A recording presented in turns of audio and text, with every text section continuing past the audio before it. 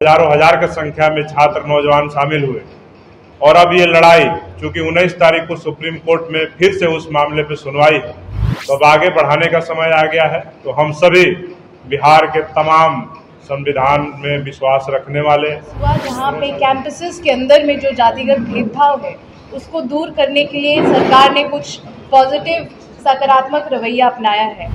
लेकिन कानून पढ़ने के बाद समझ में आता है कि वो बहुत ही टूथलेस, एक फीका सा कानून था, लेकिन फिर भी शुरुआत के लिए अच्छी थी।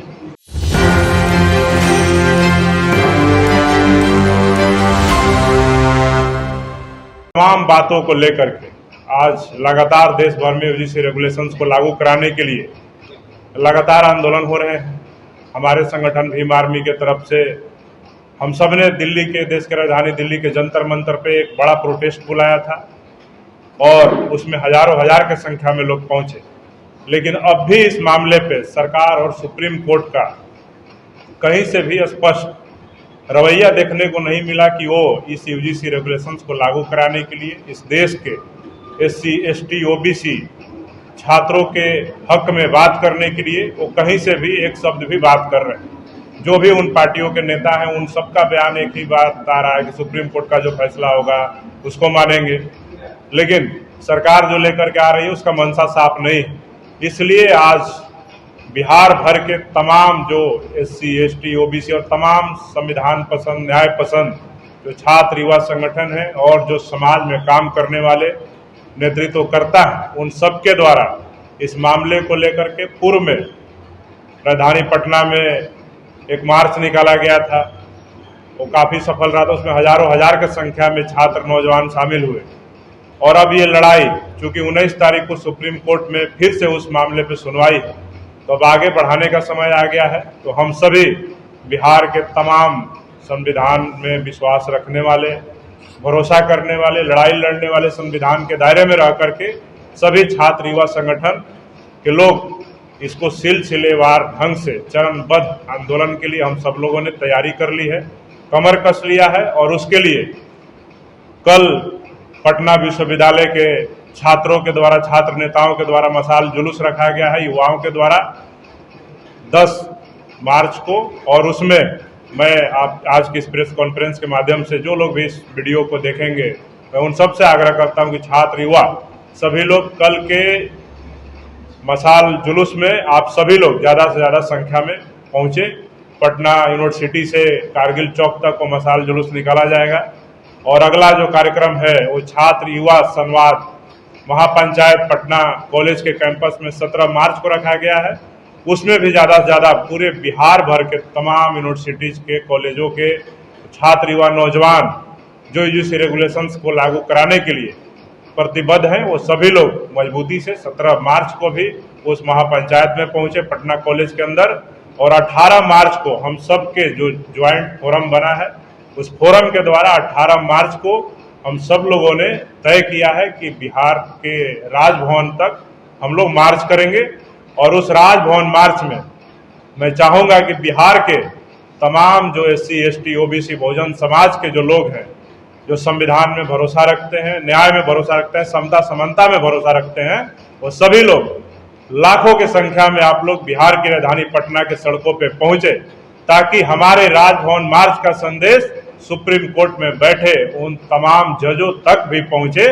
कि अगर इस मामले पे हम इस देश के SC, ST, OBC के छात्रों के खिलाफ फैसला देते हैं तो इस देश में फिर से मंडल का जो आंदोलन हुआ था उससे भी बड़ा आंदोलन इस बार हो जाएगा और उनको मजबूर होना पड़े। हम अगर अपनी ताकत दिखाएंगे राजभवन मार्च के माध्यम से तो एक कहीं ना कहीं संदेश जाएगा उन जजों में कि अगर इनकी बातों को नहीं माना गया, इनके हक में फैसला नहीं दिया गया, तो कहीं ना कहीं इस देश में बड़ा आंदोलन हो सकता है। तो मैं आप सबसे आग्रह करूंगा, देश के और बिहार के खास करके तमाम जो न्याय पसंद छात्र युवा संगठन के लोग हैं,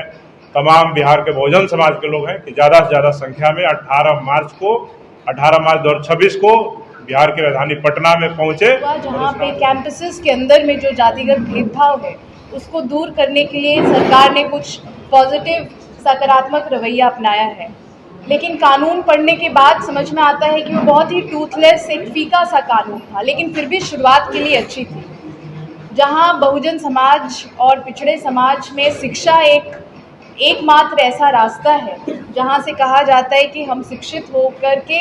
इस दलदल, इस जातिगत भेदभाव, गरीबी और पिछड़ेपन से बाहर निकल सकते हैं। उसी समाज के बच्चे जब यूनिवर्सिटी जाते हैं तो उनको जातिगत भेदभाव झेलना पड़ता है और ये बिल्कुल कड़वी सच्चाई है। और इस सच्चाई को झुठलाने के लिए बहुत सारे सत्ता पक्ष के लोग, ऐसे लोग जो मनुवादी, ब्राह्मणवादी विचारधारा में विश्वास रखते हैं, उन्होंने एक उन्माद फैलाने की भी कोशिश की। कहा गया कि ये कानून अगर आएगा तो जो सवर्ण समाज के लोग हैं उनको फंसाया जाएगा। और ऐसा ही उन्माद का दौर याद आता है जो महिला आंदोलन के एक लंबे प्रयास के बाद पॉश का कानून आया और सारे कैंपसेस में जेंडर इक्विटी सेल बनाया गया ताकि जो लिंग आधारित भेदभाव है वो कैंपस के अंदर में नहीं हो, जो समाज में ऊंच नीच और भेदभाव हो वो शिक्षा संस्थानों में नहीं हो। और उस समय भी यही हाय तौबा मचाई गई। यही मनुवादी सोच के लोगों ने कहा कि नहीं नहीं, लड़कियां झूठे केस में फंसाएंगी, गलत आरोप लगाएंगी, हमारे लड़कों का भविष्य खराब कर देंगी। वही सेम स्क्रिप्ट जब यहाँ यूजीसी की बात हुई, जातिगत भेदभाव को हटाने की बात हो रही है, उसी तरह का उन्माद इसमें फैलाया जा रहा है। और बहुत दुख की बात है कि इसको फैलाने में लड़कियों को, महिलाओं को आगे की पंक्ति में रखा गया है। इनके किसी भी आंदोलन में, किसी भी कार्यक्रम में महिलाओं को आगे की पंक्ति में जगह नहीं मिलती है। लेकिन अगर इस तरह के प्रोपेगेंडा को अगर फैलाना हो तो महिलाओं को लड़कों के कंधों पे बिठा करके ब्राह्मणवाद के नारे लगाते हैं। और इसको हम सभी पुरुष हो चाहे महिला हो या लड़की हो, हम सबको समझना होगा कि महिलाएं कोई राजनीतिक टूल नहीं है कि वो किसी भी इस तरह के प्रोपेगेंडा, इस तरह के समानता बराबरी के खिलाफ जो कार्यक्रम है उसमें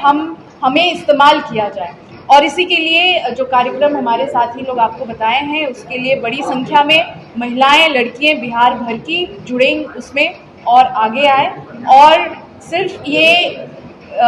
ज़रूरी नहीं है कि महिलाएं सिर्फ जहां लिंग भेद की बात होती है, जेंडर इक्वालिटी की बात होती है, वहीं पर आगे आए। उनको हमें समझने की ज़रूरत है कि जाति और जेंडर, जाति और लिंग ये बहुत ही जुड़ा हुआ मसला है। और इसीलिए हम चाहते हैं कि पूरे बिहार से जितने भी कैंपसेस में पढ़ रही हैं